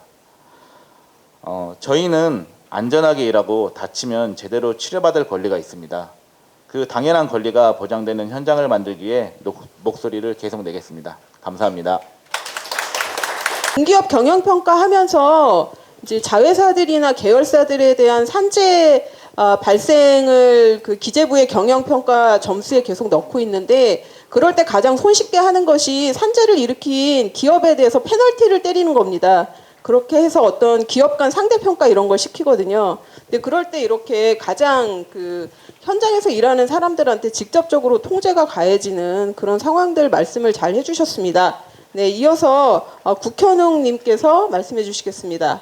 저는 이제 한 9년 몇 개월 된 지금 근무를 하고 있는데 지금 저희는 비계 관련된 얘기를 좀 해보려고 나왔습니다. 저희 협력업체 직원들은 전문 비계 자격증을 갖고 있는 사람이 단 한 명도 없습니다. 형식적으로 교육을 받은 이수증 갖고 있는 분들이 몇 명이 있고 나머지는 다 무자격자들입니다. 근데 작업을 지시를 하는데 한전 KPS나 서부발전에다가 저희가 작업 거부를 한번 해본 적이 있었는데 비계 설치하라고 하길래 한 높이는 한 8m도 넘는데 제가 볼 때는 거의 한 층고가 거의 10m 정도 되거든요. 그 층과 층고 사이가 그러면 거의 천장까지 가면은 9에서 10m 정도 가까이 올라가는 높이인데 거기를 비전문 자격자한테 설치를 하라고 하니 저희는 이거는 위험해서 못하겠다. 전문 자격자를 불러가지고 작업 하게끔 해줘라. 그러니까 안 된다. 이거는 정비 편의시설 제작 및 설치는 하도급 우리 협력업체 업무 역량 범위에 있다. 당신들이 직접 해야 된다 그러는 거예요. 그런데 그것도 해도 너무한 거죠. 그거는 우리는 완전 전문가도 아닌데 비전문가한테 그런 작업을 하라고 하니 이건 진짜 답답한 거죠. 할 말이 없는 거죠, 진짜. 그게 한전 KPS 직원들한테 저희가 계속 몇 번을 했던 거예요, 얘기를. 근데 다 묵살시키고 그리고 아까 내가 적어놓은 게 있는데 발전소 현장은 구조가 상당히 복잡해가지고 이동식 작업대가 이동이 불가한 구역이 많아요. 그 구간이. 이게 설비 구조가 배관에 걸리고 뭐 빔에 걸리고 뭐 바닥에 그레이팅 구간이라 지나갈 수가 없고 그래가지고 어쩔 수 없이 비계나 시스템 비계나 강관 비계를 가져다가 설치를 해야 되는데 우리는 공량 계산하는 방법도 모르고 한번 해본 적이 없으니까 마구잡이를 싸다 보니 작업도 더디고 속도도 안 나고 어떤 방법도 없으니까 방법도 모르니까 그냥 항상 사고에 노출이 돼 있는 것 같아요. 뭐 추락 사고가 됐든 뭐 낙하물 사고가 됐든 현장 내에서 근데 그거를 보면서도 무자격자한테 일을 시키면서 계속 방관하는 상급업체 직원들한테 좀 책임을 단단히 물어야 된다고 저는 생각을 하고 있거든요.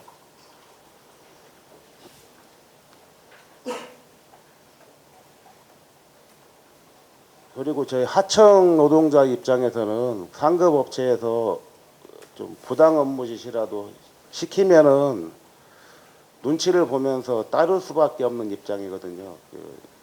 왜냐하면은 다음 연도 또 계약을 하고 다녀야 되니까 괜히 눈밖에 나면은 또 따진다고 눈밖에 나면은 압력 행사해가지고 쟤는 다음 연도에 계약 연장 안 해줄 거야 그러면은 그 압력 행사 우리는 갈 데가 없거든요.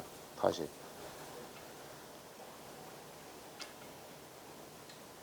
그리고 이 구조가 제가 지금 이 구조를 얘기하는데 항상 협력업체 직원들한테 좀 더럽고 위험하고 힘든 일은 다 떠넘기고 있는 실정이에요. 진짜로 그게 예를 들면 뭐 코스 스크린 청소하라고든지 뭐 좀 지저분한 거 프리필터 먼지 많고 좀 그런 거 그 흉가루 같은 거 많이 날리는 용접 작업이나 뭐 그런 것들 협력업체한테 막 거의 다 떠넘기고 있거든요. 이렇게 보면 그거 아주 잘못된 구조죠. 일단 이상 발언 마무리하겠습니다.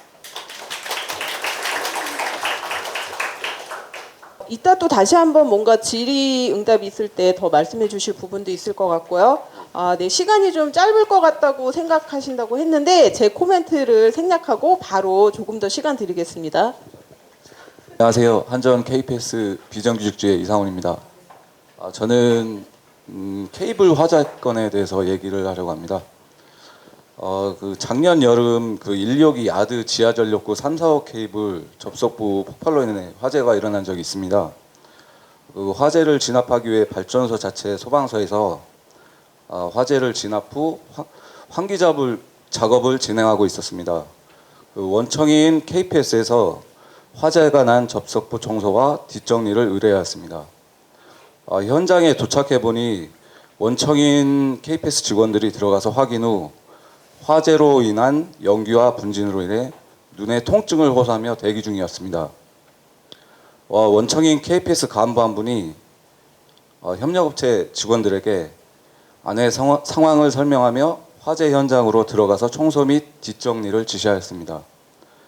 저희 협력업체 직원들이 현장의 위험성을 언급하며 보호장구 없이는 작업 지시에 대해 거부 의사를 밝혔으나 긴급한 상황을 얘기하며 보호장구는 준비 중이니 먼저 들어가서 청소 및 정리를 지시하였습니다.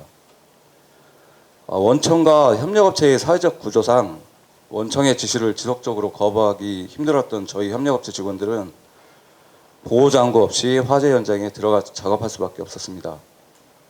이 사건은 원청이 협력업체 직원들에 대한 인식이 어떤지 보여주는 중요한 사건 중 하나라고 생각합니다.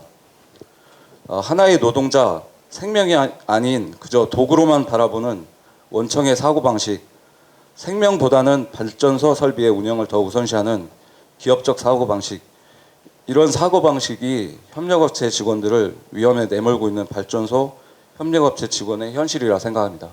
저는 이상입니다. 네, 감사합니다. 그 예전에 어느 대기업에서 비슷한 상황이 있을 때 하청 노동자들에게 보호구가 오기 전에 일단 비닐봉지 얼굴에 쓰고 들어가게 했던 그 사고 생각이 납니다. 구조적인 문제라서 어디서나 우리가 같은 유형을 확인할 수 있습니다. 네 번째로 최광우님께 말씀 듣겠습니다. 저는 수상태양광 실태 보고 맡은 태안화력 90호기 팀 최광우입니다. 수상태양광은 과거 언론에도 제보될 만큼 위험한 구역입니다. 바다 위에 떠 있는 태양광 패널은 플라스틱 불약제와 불약제끼리 연결되어 부력을 유지하고 있는데 내구도가 약해 시도 때도 없이 치는 파도에 대부분이 파손된 상태입니다. 외부 업체가 점검하려 들어오려 해도 현장을 보고 안전하지 않다고 작업을 못하겠다고 돌아가는 실정입니다. 그런 상황에서 원청의 지시에 의해 다닐 수 있는 길을 확보하기 위해 바다 위에 파손된 부력체를 걸어가며 보수 업무를 하였지만 플라스틱 부력체는 바다에 잠겨 있어 파손되어 있는지 육안으로 식별이 어려워서 작업자들은 지뢰와 같은 그 부력체 위를 수시로 바다에 빠지기도 했습니다. 더군다나 강한 파력으로 인해 지대가 이탈하고 파손되는 무너지는 등 동시에 태양광 패널이 전기 케이블과 함께 화재로 전소되는 등 여러 사고가 있었습니다. 통상 10명이 투입돼야 하는 경상 정비만으로 복구가 불가능한 수준의 그런 사고들이 많았었는데요. 때문에 위험구역의 설비를 점검, 복구하기 위해 대대적인 전문 인력과 전면적인 공사가 필요한 지역으로 판단하고 원청에게 지원을 요청하고 이야기했음에도 그 결과는 효율 대비 비용이 많이 들어 경제적이 나쁘다는 이유로 하청 노동자의 의견을 묵살한 채 계속 현장에 투입되었습니다. 계속되는 더 많은 위험 사고들이 넘어지고 무너지는 가운데 파도 위에 있는 케이블이 터져나와서 화재가 일어나고 또 그걸 다시 복구하기 위해 저희 직원은 방호복을 입고 스파크가 튀는 전선을 소화기로 꺼가면서 케이블을 절단하고 위험을 차단하는 일까지 마다하지 않았습니다. 또한 부력체들이 대규모로 이탈되는 상황을 복구하기 위해서 저희 직원들은 체인블록 10개 정도의 여러 개를 땅에 고정시키고 부력체를 하나하나 돌다리 두리식으로 점검해 가면서 부력체를 정상화하기 위해서 최선을 다해 일하였습니다. 하지만 잘못하면 물살이 빠져 낭떠러지 같은 구역에서도 떨어질 수 있는 사고, 크게 다칠 수 있는 곳에서도 작업을 하면서 무서움을 느끼고도 어쩔 수 없이 작업을 진행하였습니다. 이런 위험 작업을 안전조치마저 떠넘기는 강행시키는 한천 KPS와 공사 관한 실질적인 조치해야 되는 서부발전은 허수아비처럼 방관한 것이 참 현실이 씁쓸하였습니다. 마지막으로 수상태양광은 에너지 전환 정책으로 인해서 화석 에너지 비율을 신재생 에너지 발전 비율을 높이기 위해서 수상태양광을 건설하게 되었고 저희 역시 그 역무 범위에 한정 KPS로부터 신재생 에너지 항목을 추가되었습니다. 문제는 역무 범위가 추가될 때 불확실하게 계약서에 항목만 추가되었습니다. 경상정비 공사 금액이 반영되는지 알 수도 없었고 오히려 이 역무 범위 추가를 삭제한다면 공사 금액이 줄어들 수 있다고 금액이 줄어들면 하청 노동자는 나갈 수밖에 없는 현실에 대해서 어쩔 수 없이 하청 노동자는 거부할 수 없는 현실이었습니다. 태양광 설비에 대한 매뉴얼과 교육조차도 오로지 우리가 쌓아온 경험과 기술력으로 현장을 지켜왔지만은 작업 중지도 사용하기 어려운 현실, 작업 현실에서 문제를 제기하여도 저희 지회장의 원청이 업무를 배제하는 모습까지 보여줬습니다. 더 이상 안정을 지켜주지 않은 현장 아래 우리가 위험을 외주화시키는 이 현실을 알리기 위해 오늘 이곳에서 증언합니다. 감사합니다. 네, 시작할 때 약간 미세하게 떨고 계셨는데 뒤로 갈수록 안정적으로 말씀을 하셔요. 그래서 요즘 유행하는 타운홀 미팅 이런 거는 이렇게 현장 노동자들의 이런 이야기가 생중계돼야 되는구나 이런 생각이 듭니다. 네, 아까 생명이란 말씀도 해주시고 효율 이런 말씀 해주셨는데 이게 어떤 추상적인 얘기가 아니라 현장에서 일하면서 우리에게 지금 와닿는 이야기구나라는 걸 다시 한번 좀 알게 됐습니다. 그리고 덧붙여서 바다 위에 노동이 있었다. 신재생 에너지 노동 이야기할 때 이제 우리는 석탄만이 아니라 또 바다 위에서 하는 노동까지도 지금 이렇게 비정규 노동자들이 해내고 있다는 거 알 수 있습니다. 네, 이어서 변재근님 말씀 듣겠습니다. 네, 안녕하십니까. 저는 이번 사건 전에 선반 작업을 하던 전임자입니다.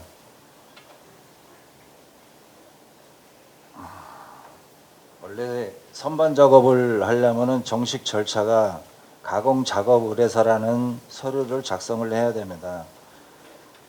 그런데 이런 정식 절차를 밟은 적은 0.1%도 안 되고요. 거의 미미한 숫자죠. 그나마 나머지는 긴급 작업이라고 해서 날짜, 이름, 부품을 작성하게 되어 있습니다. 이마저도 작성하지 않는 게 20%도 안 됩니다.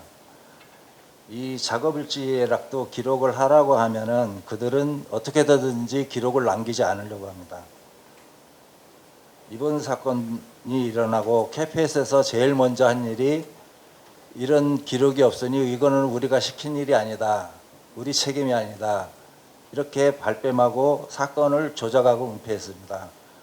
이번 사건도 노조가 증거 수집을 안 하고 아무런 조치도 하지 않았었다면은 이것도 김충현 작업자가 개인 작업을 하다 사고 난 것이다 하면서 이렇게 묻혔을 겁니다. 김용균 이후로 12건의 사망 사고가 있었는데 이것도 많은 조작과 은폐가 있었을 거라 생각합니다.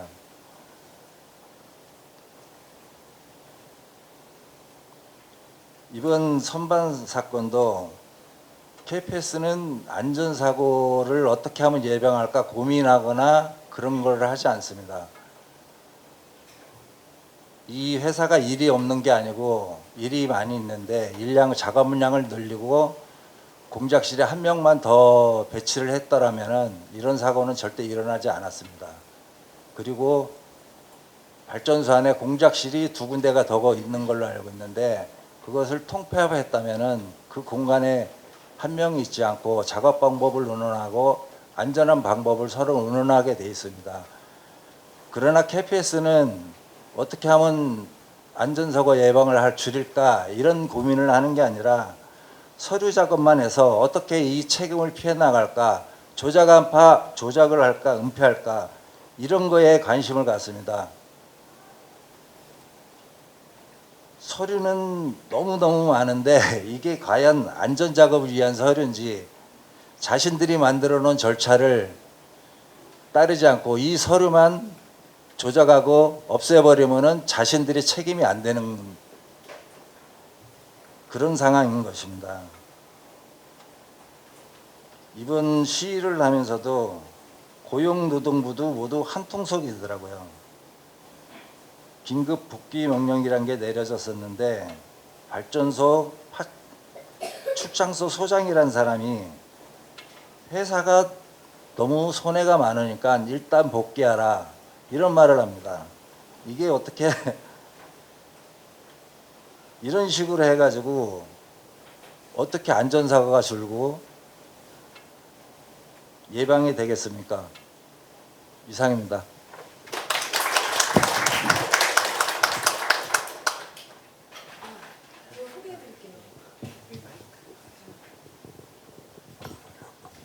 네. 서류가 점점 많아지는 이유는 경찰 수사나 고용노동부 근로감독 왔을 때 현장은 치우고 이제 서류를 통해서 안전 조치했다.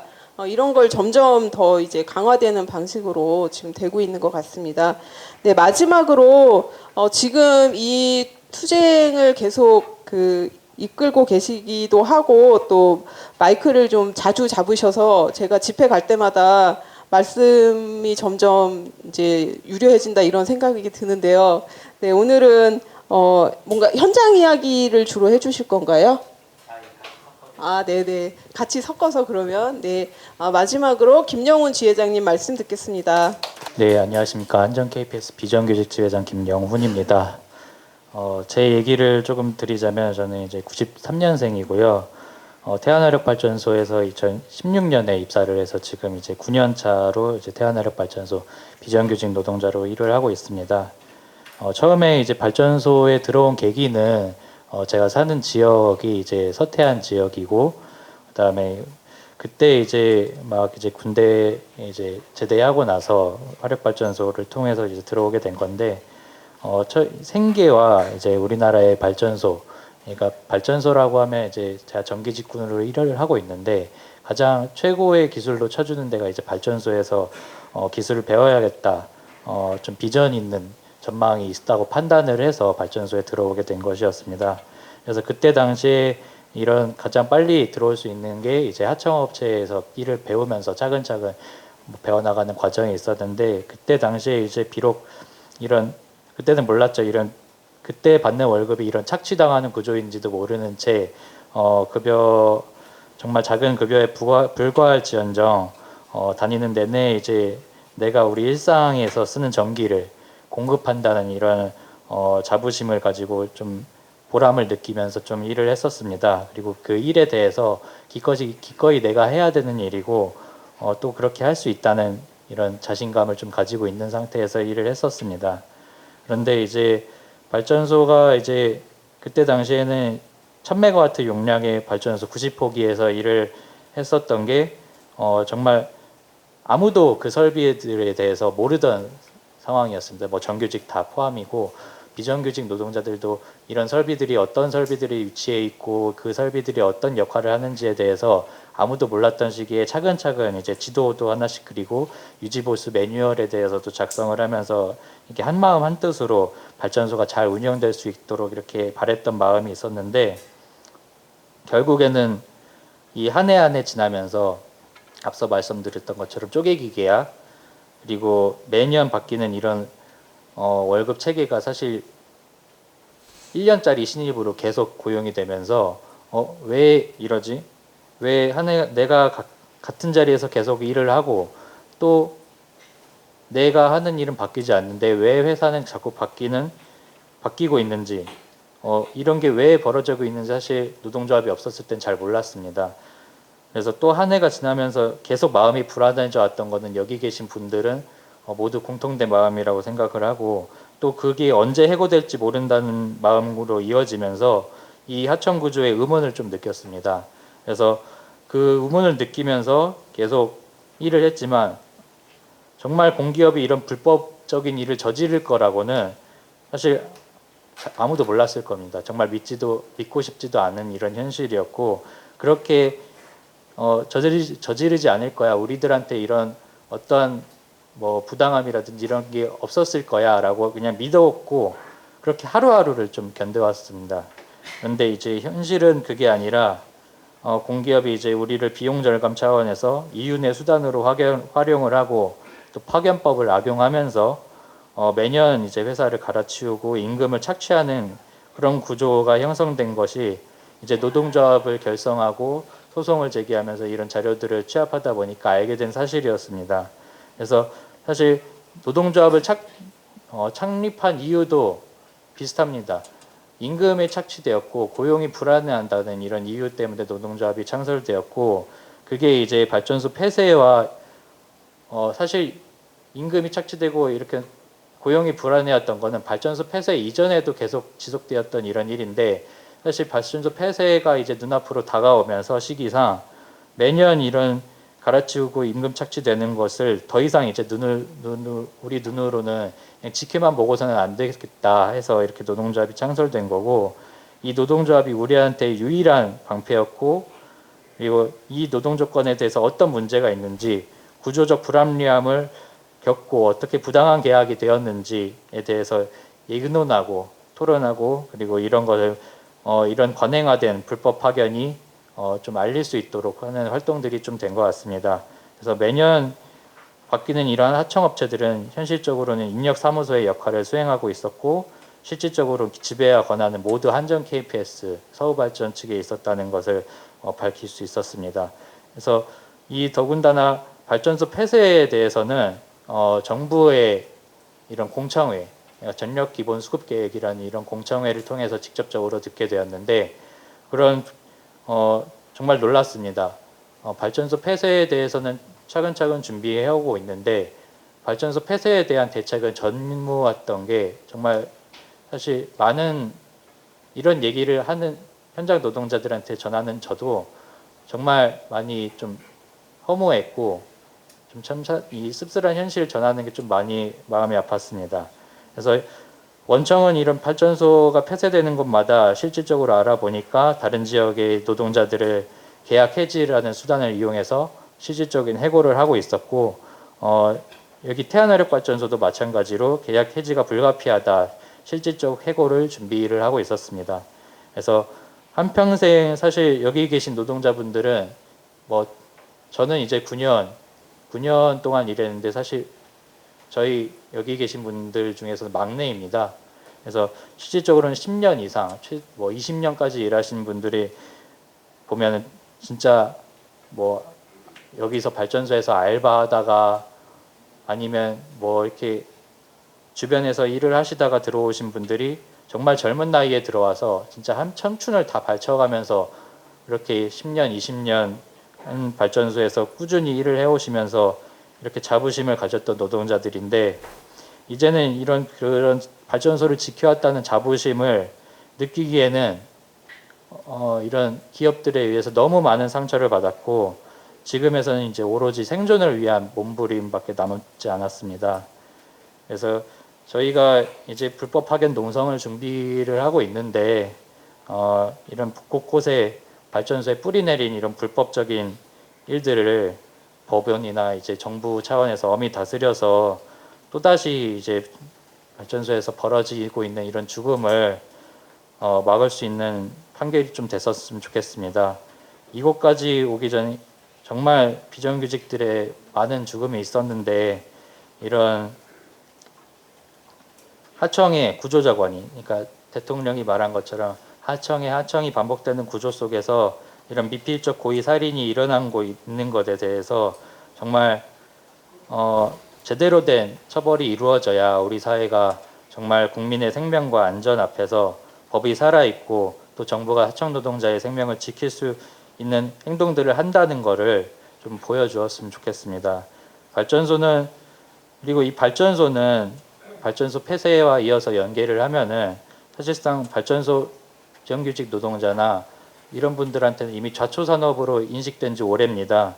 그래서 오래전 탄광 얘기도 잠깐 하셨는데 얼마 전에 이제 석탄공사의 폐업도 있었는데 이것과 많이 다르지 않다고 생각합니다. 발전소 폐쇄로 인해서 인력 충원을 이제 회사에서 적극적으로 하지도 않고 그렇게 고강도 업무들이 비정규직 노동자들에게 더러운 일, 힘든 일, 3D 업종이라고 하죠. 이런 일들이 점점 더 적은 인력에서 운영이 되면서 점점 더 퇴사하게 되고 인력을 충원되지 않는 이런 악순환 구조가 계속 반복되고 있습니다. 그래서 현장에 남아있는 분들은 이 지역에 기반해서 활동을 하고 있는 사람들이 대부분인데 그렇게 이 지역사회를 떠나게 되면 사실 이 지역사회의 경제와 연결되어서 인구 감소로 인한 지역 소멸로 이어지게 됩니다. 그래서 발전소 폐쇄로 가장 많은 전기를 보내오고 있는 이런 지역의 노동자분들 그리고 특히 주민분들이 이런 정부 차원에서 이런 억압받고 있는 피해를 감내하고 있는 강요받는 현실인데 정부가 이런 발전소 폐쇄로 피해를 야기했다면 정부의 이런 책임으로 인해서 그 대책과 피해가 없도록 하는 것이 또 정부의 역할입니다. 그래서 그 정부의 역할이 이런 발전소의 석탄화력 발전소를 전환함에 있어서 공공재생에너지로 그러니까 민간이 아닌 국가가 관리하고 새롭게 건설되는 이런 재생에너지를 만들어서 기존의 석탄화력 발전소 노동자들이 재생에너지로 전환될 때 재교육을 통해서 안전하게 전환될 수 있도록 하는 제도들이 마련돼야 이런 석탄화력 발전소에 대한 고용 부활이 좀 해소될 수 있을 것이라고 봅니다. 그리고 아울러서 마지막으로 협의체의 출범을 곧 앞두고 있습니다. 발전소에서 이런 위험의 외주화를 멈출 수 있는 실질적인 대책을 마련을 해야 되는데요. 태양화력 발전소에서 이제 여기 계신 노동자분들은 35명입니다. 한전 KPS 하청 노동자들은 35명인데 2인 1조가 가능하도록 그리고 부족한 인력이 충원되어야 합니다. 2인 1조를 할 수 없는 그런 구조 속에서 죽음이 일어난 거기 때문에 정말 이게 중요한 정말 대책 마련이 돼야 되고 적어도 이 협의체 안에서는 35명의 직접 고용뿐만 아니라 전국에 있는 석탄화력 발전소뿐만 아니라 뭐 다양한 이제 발전소들이 있는데 이런 발전소와 같이 지금 여기 계신 앉아 있는 분뿐 아니라 보이지 않는 곳에 있는 비정규직 노동자들이 있습니다. 그래서 이런 비정규직 노동자 2차 하청의 직접 고용이 필요하고 이런 2차 하청 구조를 발전소에서 없애야 이런 현장에 뿌리 내린 불법을 제거하고 앞으로 이제 많은 노동자들의 생명을 구할 수 있을 것 같습니다. 예, 이상 마치겠습니다. 우리가 보통 노동조합 조끼 입고 데모하는 사진이나 이런 걸 보게 되면 정말 그분들이 그 속으로 가지고 있는 사실은 그 먹먹함이나 당혹스러움, 현장을 떠나서 이 도시에 와서 싸워야 하는 그 마음, 이런 것은 사실 우리가 들을 기회가 많이 없습니다. 오늘 김여운 지회장이 그런 말씀을 좀 해주신 것 같고 또 이후에 이 35명 비정규직 노동자들이 일터로 돌아가고 동시에 더 안전하게 일할 수 있게 정부의 책임이 있는데 그 부분까지 같이 짚어주셨습니다. 저희 그 언론사에서 오신 기자분들 질문도 좋고 또 그냥 일반 관객 질문도 좋습니다. 네, 질문을 좀 받겠습니다. 저희가 1시까지 하고 마칠 예정인데, 네, 그때까지 이제 한 20분 조금 더 남았는데, 우리 조합원 분들 조금 힘내주시기 바라겠습니다. 네, 질문 있으신가요? 네, 저는 참여화혁신 기자 김원세범이라고 합니다. 다름이 아니라 이제 중간 착취 부분에 관해서 좀 질문드리고 싶은 게 있는데요. 자료집 105쪽에 2025년 노무비 산출 내역 자료를 바탕으로 이제 그러니까 원청의 원청에서 이제 2차청 동료 김충현 씨의 동료 노동자분들께 내려오기까지 이제 좀 중간에 착복되는 금액에 대한 이제 이 자료가 나와 있는데 이게 뭐 연간인지 월간인지 뭐 노동자 몇 명에 대해서 산정된 금액인지 그리고 이제 자료 출처는 어디인지 이거를 좀 확인하고 싶습니다. 국회를 통해서 받은 자료이고요. 계약서에 서울발전이 1차 하청을 주는 한전 KPS에 에게 지급됐던 노무비 총액을 산정을 한 것이고요. 다시 KPS가 한국파워 O&M과 삼신에 내렸던 금액을 산정한 평균값입니다. 그리고 조합원들이 실제로 받았던 금액에 대한 평균치를 내서 4,708만 원이라는 금액을 지급받은 걸로 확인했습니다. 네. 네, 맞습니다. 네. 말씀해주신 그 현장 말씀이나 발제에 대해서 질문 있으시면 해주시기 바랍니다. 아니면 뭐 어떤 느낌, 현장 지금 본인들의 말씀을 사실은 다 이렇게 종이에 적어오시고 폰에 적어서 말씀해 주셨는데 뭐 감상을 짧게라도 나눠주셔도 좋고 연대 말씀도 좋습니다. 네, 혹시 더 말씀이 없으시면 발제하신 분들 말씀 짧게 듣고 마치는 걸로 할까요? 김충현 협의체가 곧 출범될 예정이라고 합니다.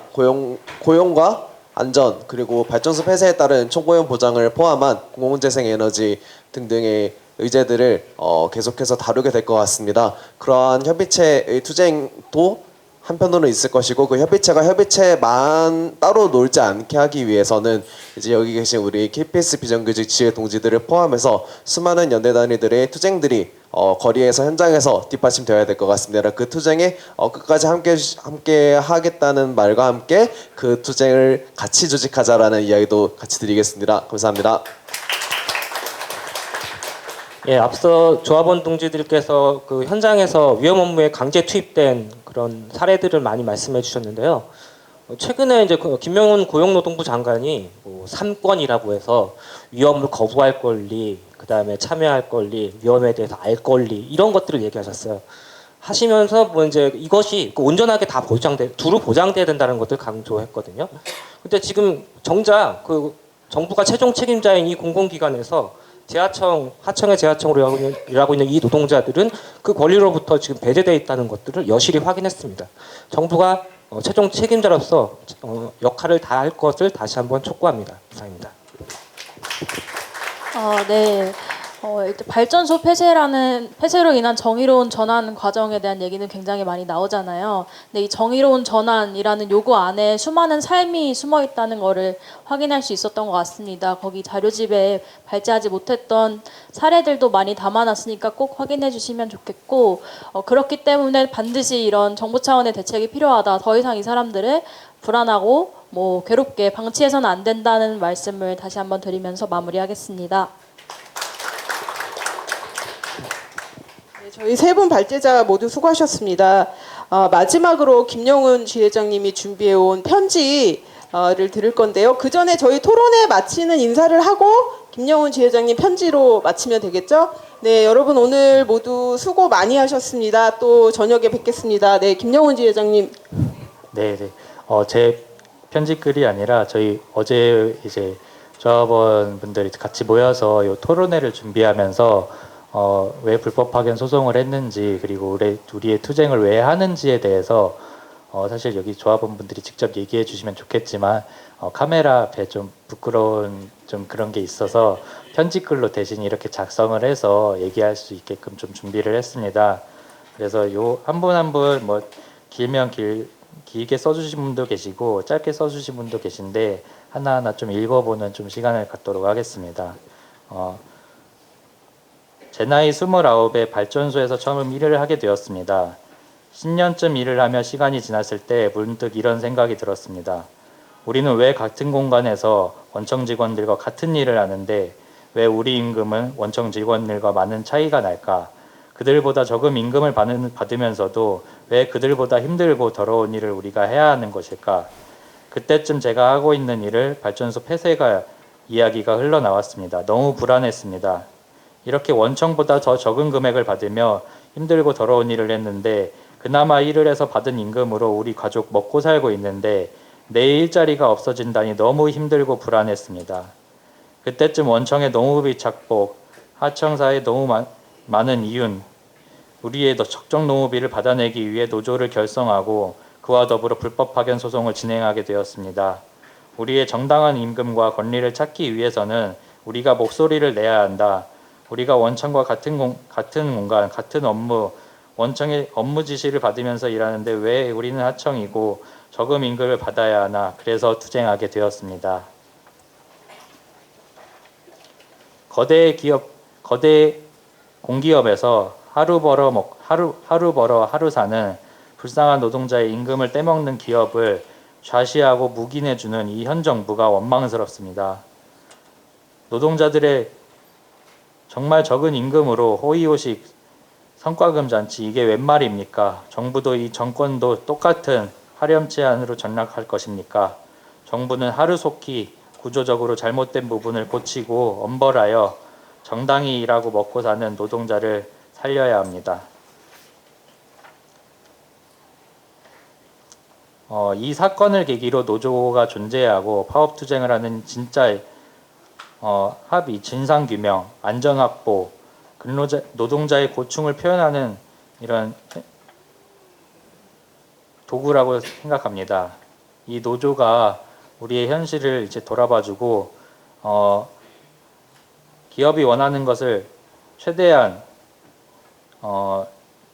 우리의 노동자의 생명을 갈취하는 그런 존재하지 원치 않습니다. 그래서 기업이 원하는 것을 최대한 이끌어내기 위한 느낌을 이렇게 공기업이 이렇게 하고 있는 것 같다고 이렇게 얘기를 해주셨고요. 혼자가 아닌 단체, 노조의 힘으로 이 억울함을 해결하고 싶다고 이렇게 써주셨습니다. 그리고 모든 힘든 과정을 겪고 있지만 모두에게 좋은 결과가 있으면 좋겠다고 그렇게 믿겠습니다라고 적어주셨습니다.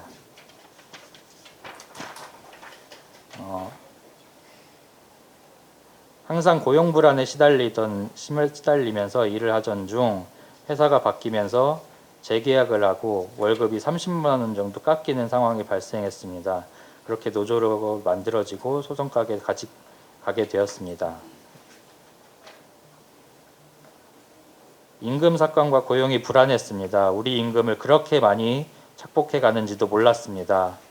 KPS와 같은 일을 할 때도 계획예방정비공사를 같이 할 때도 타 사업소로 파견을 갈 때도 이것이 불법 파견인지를 인지하지 못하고 당연히 해야 되는 것이라고 생각했습니다. 불법 파견인 것을 알고서야 소송을 하였습니다. 존경하는 판사님, 저희 비정규직 노동자의 목소리를 외면하지 말아 주십시오.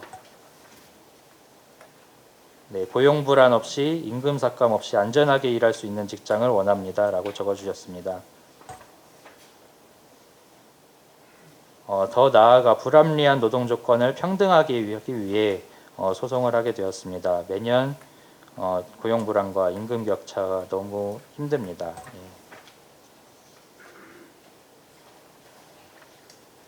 한 가정의 가장으로서 가족을 지키기 위해서 투쟁을 하고 있습니다. 잘리지 않고 안전하게 일을 하고 싶습니다. 매년 재계약에 노예가 되기 싫다. 나는 열심히 일한 죄밖에 없다. 근데 나만 열심히 했는지 모르겠다. 불안하고 인원 감축, 임금 삭감, 더 이상 이렇게 살 수는 없다. 불법 파견 소송한 가장 큰 이유는 바로 이런 처우 개선의 불합리한 이러한 이유로 참여하게 되었습니다. 수많은 노동자가 사망을 하고 있는데 진정성 있는 사과 한 번 안 하고 처벌하는 정부에 불만이 많아서 참여하게 되었습니다. 투쟁하게 되었습니다. 이렇게 말씀해 주셨습니다. 예, 감사합니다. 네, 혼자가 아닌 함께라는 말씀 기억이 납니다. 네, 여러분 모두 수고하셨습니다. 네, 토론회 마치겠습니다.